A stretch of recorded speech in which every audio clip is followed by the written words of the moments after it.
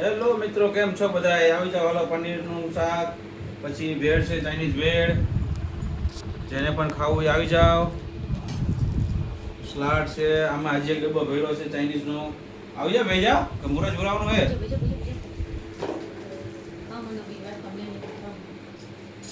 વાટકામ લેવા, વાટકામાં નીમાં ખાઓ, નીમાં વાટકામ લીધું. હા, એના તમે હું થાળીમાં ઢગલો કર્યો? અમે બે ખાઈશું ભેગા. આવી રીતે હો,